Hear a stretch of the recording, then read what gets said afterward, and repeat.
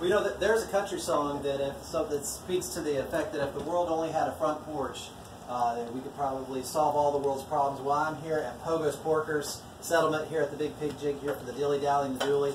And who am I talking to today? I'm William Cady, representing Pogo's Porkers from Waycross, Georgia.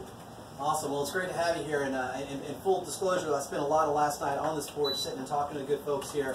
So tell us how long you've been in competition, what got you into it? I've been on the team for 27 years. I'm probably the 4th or 5th founding member at that particular time, but it's kind of a ways to look back if you've been over here over the years. But we've been here representing the Big Pig Jig and Dilly Dally for that many years. Awesome. And as I mentioned, there's a great big front porch just all along here that sort of wraps around, and there's an offset, and there's a bunch of pellet smokers and rocking chairs and a porch swing. So describe this place and what you all were trying to create when you built it. What we were trying to represent was if it was on a pond and you were overlooking the pond, you had a sitting area that you could put the rocking chairs on the porch, and then you had a bathroom, a prep area, and then a dining area. So it was designed for us, and we use it for the past 27 years.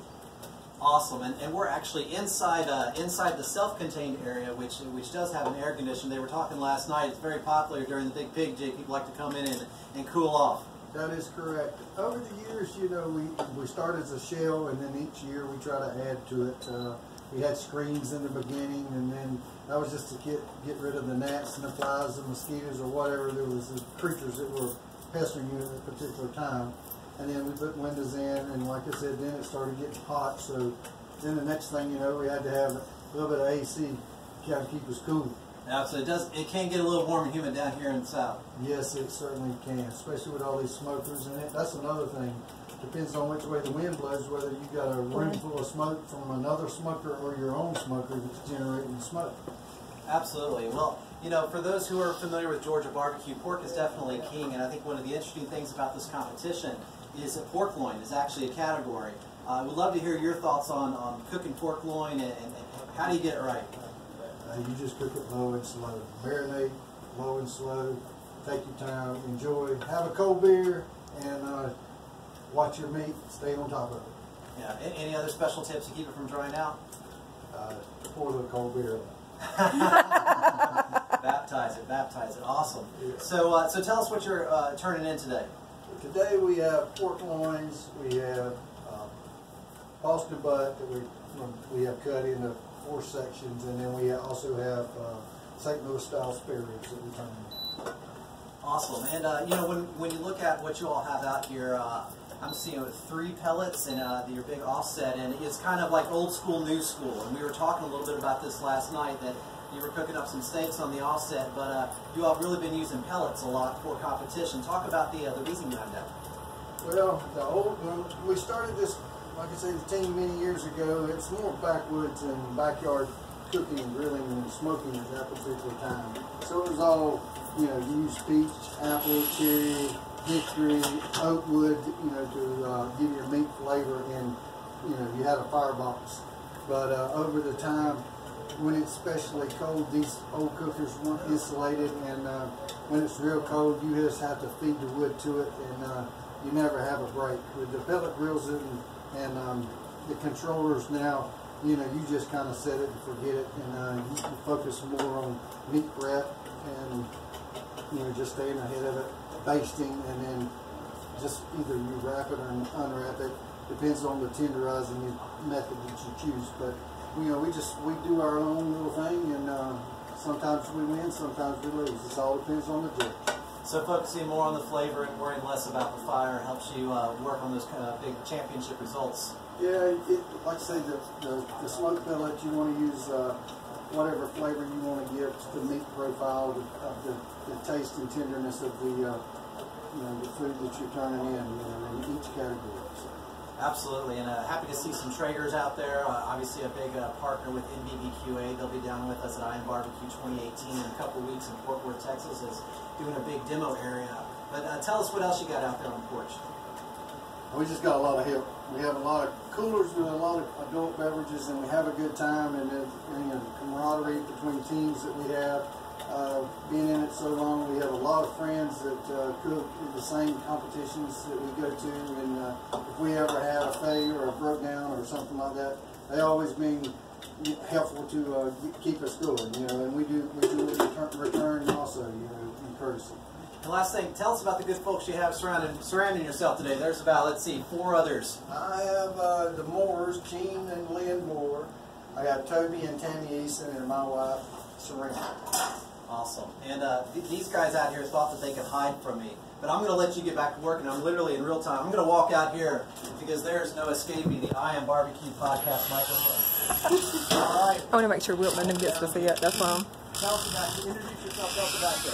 My name is Gene Moore from White Cross, Georgia. Been on this team for approximately 4 years.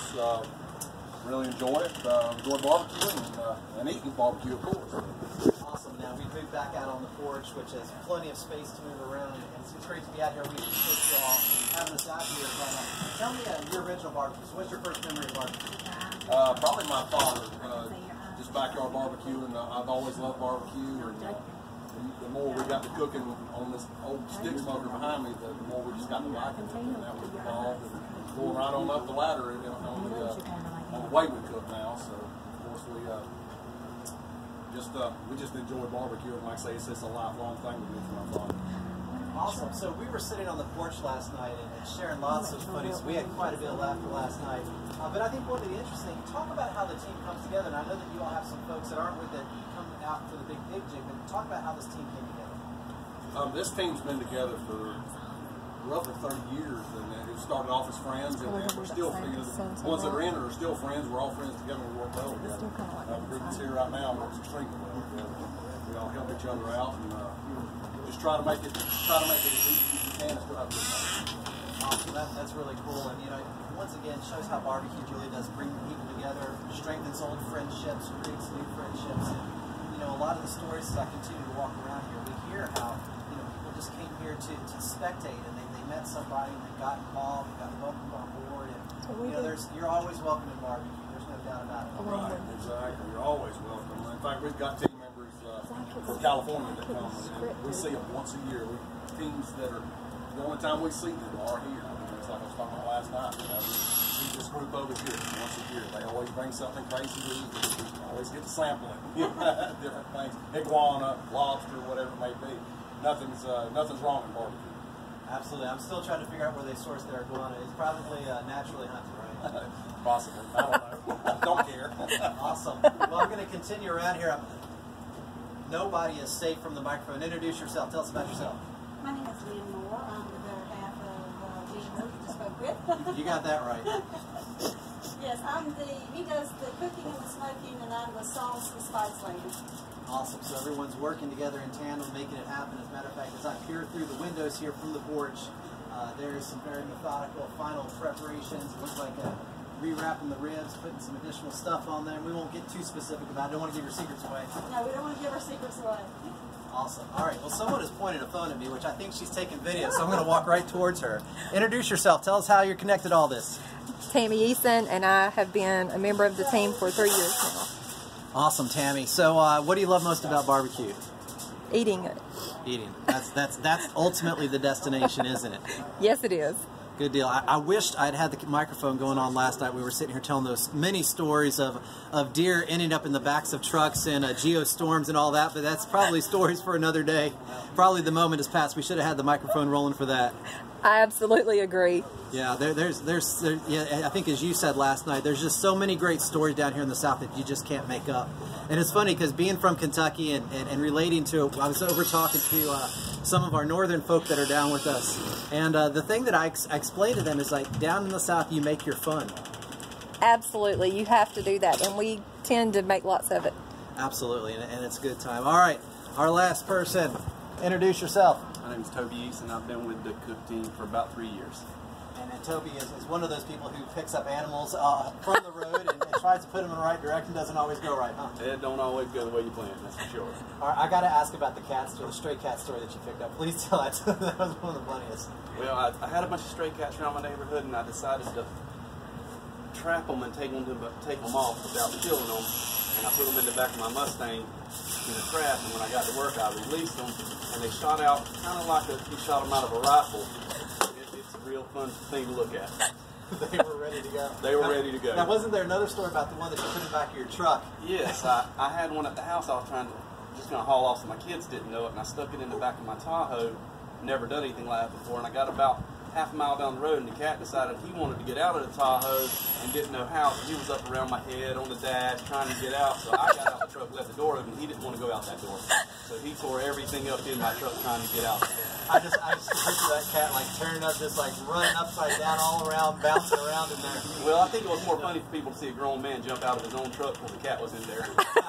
Well, that's right. Your secret's good with us, and everyone from across the country who's listening to this podcast. I appreciate that. Well, and I want to clarify that obviously there's no relationship between these animal and cat stories and barbecue. And as a matter of fact, all the stories were all about you all actually trying to rescue and save these animals. That's exactly right. Yeah, which is the important piece of it. So in the process of rescue, it's not always a clean endeavor. So things happen, but you do your best. That's right. We try to do our best. Awesome. Well, thank you all so much for your hospitality here. And now I'm going to head off and go back down the way. But thanks for being here, and thanks for everything, being part of barbecue and everything you do. We appreciate it. We thank you.